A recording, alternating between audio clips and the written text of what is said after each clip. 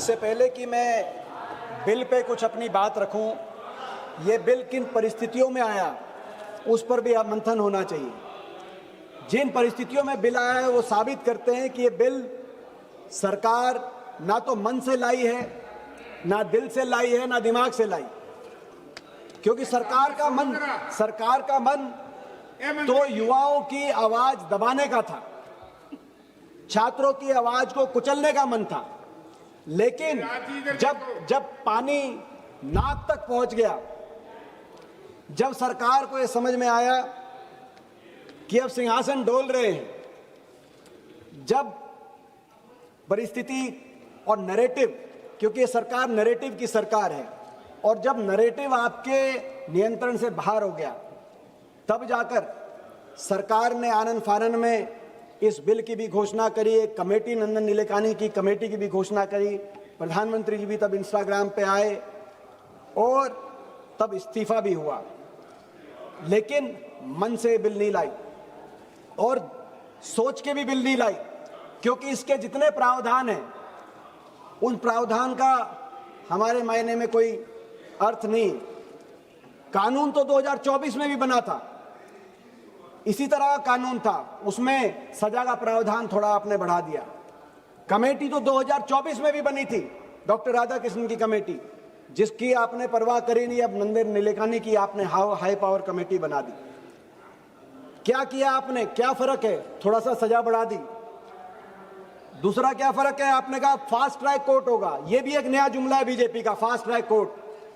Fast track court मैं बताना चाहता हूं कि देश में 800 फास्ट ट्रैक कोर्ट अब चल रहे हैं, 800 फास्ट ट्रैक कोर्ट, जिसमें 2.5 लाख केसेस पेंडिंग हैं। और पेपर लीक के मामले में भी दिल्ली हाई कोर्ट ने राउज एवेन्यू कोर्ट को फास्ट ट्रैक कोर्ट बना दिया, जिसमें आपका सरकारी वकील तक भी आपने पहुंचाने का काम नहीं किया।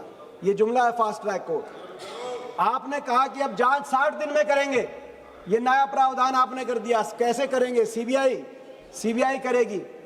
वो कौन सी सीबीआई? वो सीबीआई जिसने 2024 के पेपर लीक के मुख्य आरोपी के खिलाफ 2 साल में भी एक सबूत जो सीबीआई अर्जित ना कर पाई और अभी उनकी बेल हो गई, जो मुख्य आरोपी संजीव मुखिया हैं। वो सीबीआई, जिस सीबीआई को आपने विपक्ष पे लगा रखा है, हम पे लगा रखा है, सभी सारे विपक्ष को, जो सांसदों और विधायकों को तोड़ने का काम आती है, वो सीबीआई, उस सीबीआई से आप कह रहे हैं कि वो जांच करेगी। अगर कानून बनाना ही था 3 साल से 5 साल, 5 साल से 7 साल नहीं, कानून बनाना था तो पहली पंक्ति होनी चाहिए थी कि अगली बार नीट का पेपर लीक होगा तो शिक्षा मंत्री का पहले इस्तीफा होगा। ये कानून में आना चाहिए। कानून का कोई अर्थ नहीं। मगर इन परिस्थितियों में आया, जिस परिस्थिति में आपका सिंहासन डोल रहा था, जब आपको यह समझ में बात आई कि अब शिक्षा मंत्री तक नहीं, देश का युवा सरकार से जवाबदेही मांग रहा है और अगला नंबर किसी का लग सकता है, वहां पे नारे चले, वहां के नारे सुनने की आपको आवश्यकता है। जब ये नारे चले कि शिक्षा मंत्री तो झांकी है, प्रधानमंत्री बाकी है, जब ये बातें आई वहां से, उस समय इन परिस्थितियों में ये जो बिल है, इसीलिए ये सबूत है आपकी हार का और देश के छात्रों की, युवाओं की जीत का ये सबूत है। मैं देश के युवाओं को, छात्रों को बधाई देता हूं। जिस तरीके से उन्होंने देश में दिखा दिया कि वो देश के भविष्य नहीं है, मगर वर्तमान में भी एक समझदार देश की ऐसी आवाज है जिन्होंने बिना हिंसा या कोई ऐसा रास्ता लिए, अहिंसा के रास्ते, अपनी रचनात्मक रूप से आप देश के गंभीर मुद्दों को आपकी कान तक पहुंचाने का काम किया। आपने देखा उनके हाथ में पत्थर नहीं थे, उनके हाथ में संविधान था, उनके हाथ में एक टेलीफोन था जिससे किसी ने रील बनाई, किसी ने मीम बनाया, किसी ने गीत गाया और उन्होंने दिखा दिया कि हमारे प्रजातंत्र में सवाल पूछने वाले देशद्रोही नहीं लेकिन प्रजातंत्र के प्रहरी हैं। उन्होंने बता दिया, उन्होंने दिखा दिया। आज ये चर्चा इस बात का सबूत है कि देश की युवा पीढ़ी ने, जेनजी ने ये दिखा दिया कि देश में, प्रजातंत्र में असली मालिक प्रजातंत्र में जनता है, प्रजा है, राजा नहीं। असली राजा प्रजा ही है, ये दिखा दिया। ये जेनजी जिनके जबान पे शहीद आजम भगत सिंह का इनकलाब जिंदाबाद का नारा था, और जब वो कभी आपसे टकराते थे तो दूसरा नारा देते थे, वास्ते गुने हुइयां, एक नारा देते थे, वास्ते गुने हुइयां। आपको समझ ना आए तो आप घर जाके गूगल पे आप सर्च कर लेना ये क्या नारा है। वो नारा देते थे वास्ते गुने हुइयां, और वो नारा देते थे इतने प्यार से, इतनी खूबसूरत तरीके से इस्तीफा मांगते थे। कहते थे जब आपसे इस्तीफा भी मांगते थे तो कहते थे कुचू पुचू इस्तीफा दे दो, आज हमारा जन्मदिन है। ऐसी हमारा अगली पीढ़ी, हमें गौरव है हमारी अगली पीढ़ी पे। लेकिन 12 साल की आपकी सरकार के बाद हमारा भविष्य, देश का भविष्य, अगली पीढ़ी चौराहे पे आ गया। ये आपकी 12 साल की सरकार का रिपोर्ट कार्ड है। जिस अगली पीढ़ी के जवान पे जब चौराहे पे आया तो कहा कि सरकार में हमारा भविष्य चौपट हो गया।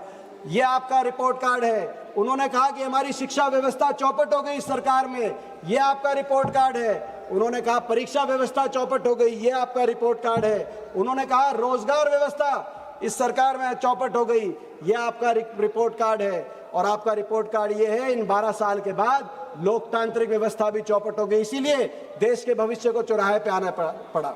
लोकतांत्रिक व्यवस्था चौपट हो गई आपके समय। जिस व्यवस्था में संवाद का स्थान होना चाहिए, अकाउंटेबिलिटी की बात होनी चाहिए, संवाद का कोई स्थान नहीं बचा।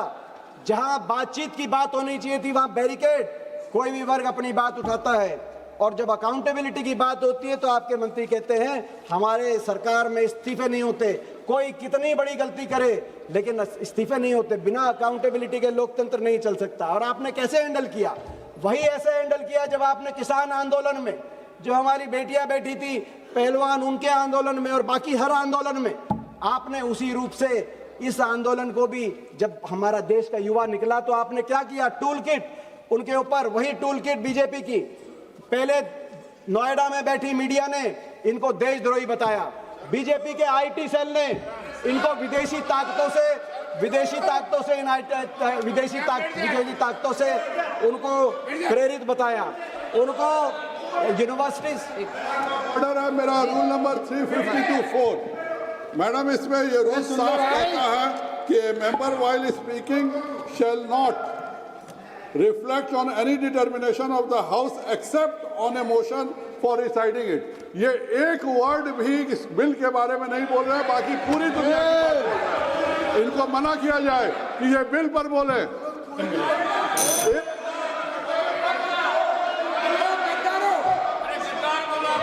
चलो, और देखिए उसके बाद बात वहीं तक नहीं रुकी। उसके बाद पुलिस बर्बरता हुई जो पूरी दुनिया देश ने देखा। कौन वो क्रूर सिंह था जिन्होंने AK-47, palette guns, tear gas और लाठियों में कीले लगाकर हमारे देश के नौजवानों पर ऐसी लाठियां बरसाने का काम किया। और भाजपा के कई ये बोल रहे हैं अभी भी थमे नहीं हैं। वो जो रिया हीर की बात अभी कर रहे थे अरविंद सावंत, जो मुंबई में एक लड़की जिन्होंने जो पुलिस की बस के सामने आई, वो पुलिस थाने में दोबारा जाना पड़ा उनको, और उन्होंने कंप्लेंट लिखाई कि बीजेपी से संबंधित लोग उनको हर तरह का अपमानित शब्दावली का प्रयोग कर रहे हैं। अध्यक्ष महोदय, ये देश के बच्चे क्यों आए थे? ये शिक्षा और परीक्षा व्यवस्था में संपूर्ण बदलाव चाहते थे। ये बिल की बात कर रहे हैं, मैं बिल पे अपनी 2 बातें बिल पे कहना चाहूंगा। शिक्षा व्यवस्था आज माननीय सदस्य गुरमीत सिंह। अध्यक्ष महोदय बात पूरी होने दीजिए, ये बात पूरी होनी। ये शिक्षा और व्यवस्था में संपूर्ण बदलाव चाहते थे। आज ये स्थिति है कि आज देश की शिक्षा में हमारे जो स्टूडेंट्स हैं वो दुनिया में सबसे स्ट्रेसफुल स्टूडेंट लाइफ जीने पे आज मजबूर हो रहे हैं। इस पे हमें राजनीति से ऊपर उठ के सोचना पड़ेगा। ठीक है, और परीक्षा व्यवस्था में पेपर लीक हो रहे हैं। कुछ कहना चाहते माननीय मंत्री जी? माननीय अध्यक्ष महोदय, अभी तक हमने 2 बजे से डिबेट शुरू की है। ये बिल बड़ा गंभीर विषय के ऊपर है, लेकिन विपक्ष के इतने माननीय सांसदों ने इस विषय पे चर्चा की, एक भी वक्ता अभी तक बिल की गंभीरता पे, बिल के विषय पर एक शब्द नहीं बोला। सबके सब पूरी तरीके से विषयहीन है। मुझे पता नहीं बिल पढ़ा भी है कि नहीं, बिल का विषय समझते भी है कि नहीं। एक भी वक्ता ने बिल के ऊपर एक शब्द नहीं बोला। और मुझे लगता है कि इन्होंने बिल पढ़ना चाहिए। बिल कैसे युवा युवतियों के लिए, उनके भविष्य के लिए नए अच्छे प्रावधान लाए, सख्त कार्रवाई करने के प्रावधान, जिससे आगे पेपर लीक को रोका जा सके।